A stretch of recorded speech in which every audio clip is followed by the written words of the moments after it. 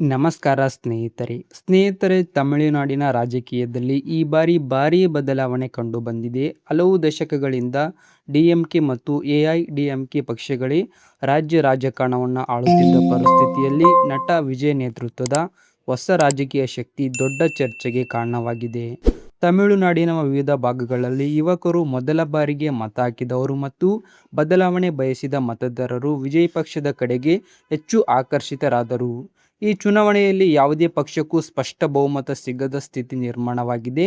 ವಿಜಯ್ ನೇತೃತ್ವದ ಟಿವಿಕೆ ಅತಿ ದೊಡ್ಡ ಪಕ್ಷವಾಗಿ ಹೊರಹೊಮ್ಮಿದರೂ ಸರ್ಕಾರ ರಚನೆಗೆ ಬೇಕಾದ ಸಂಖ್ಯೆಗೆ ಸ್ವಲ್ಪ ಅಂತರ ಉಳಿದಿದೆ.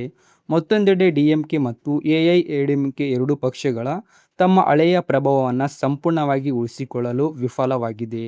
ರಾಜಕೀಯ ವಿಶ್ಲೇಷಕರ ಪ್ರಕಾರ ಈ ಬಾರಿ ಮತಗಳು ಮೂರು ಪ್ರಮುಖ ಶಕ್ತಿಗಳ ನಡುವೆ ಹಂಚಿಕೆಯಾಗಿರುವುದು ದೊಡ್ಡ ಕಾರಣವಾಗಿದೆ.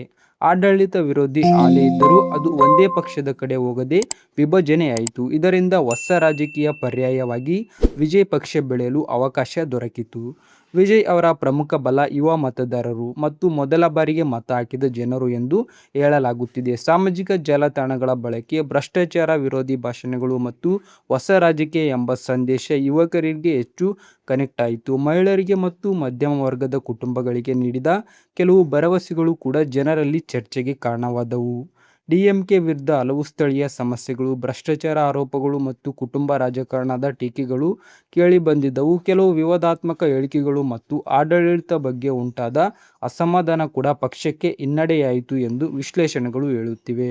ಇನ್ನೊಂದೆಡೆ ಎಐಡಿಎಂಕೆ ಸಂಪೂರ್ಣವಾಗಿ ಕುಸಿಯದೆ ಕೆಲವು ಪ್ರದೇಶಗಳಲ್ಲಿ ತನ್ನ ನೆಲೆಯನ್ನು ಉಳಿಸಿಕೊಂಡಿದೆ. ಮುಂದಿನ ಸರ್ಕಾರ ರಚನೆ ಪ್ರಕ್ರಿಯೆಯಲ್ಲಿ ಸಣ್ಣ ಪಕ್ಷಗಳು ಮತ್ತು ಸ್ವತಂತ್ರ ಅಭ್ಯರ್ಥಿಗಳ ಪಾತ್ರ ಬಹಳ ಮಹತ್ವ ಪಡೆಯುವ ಸಾಧ್ಯತೆ ಇದೆ.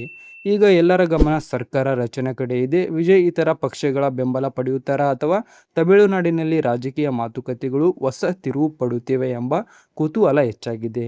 ನಿಮ್ಮ ಅನಿಸಿಕೆ ಏನು? ತಮಿಳುನಾಡಿನಲ್ಲಿ ಹೊಸ ರಾಜಕೀಯ ಯುಗ ಆರಂಭವಾಗುತ್ತಿದೆಯಾ ಅಂತ ಕಮೆಂಟ್ ಬಾಕ್ಸಲ್ಲಿ ನಿಮ್ಮ ಅಭಿಪ್ರಾಯ ತಿಳಿಸಿ. ವಿಡಿಯೋ ಇಷ್ಟವಾದರೆ ಲೈಕ್ ಮಾಡಿ, ನಮ್ಮ ಚಾನೆಲ್ನ ಸಬ್ಸ್ಕ್ರೈಬ್ ಮಾಡಿ.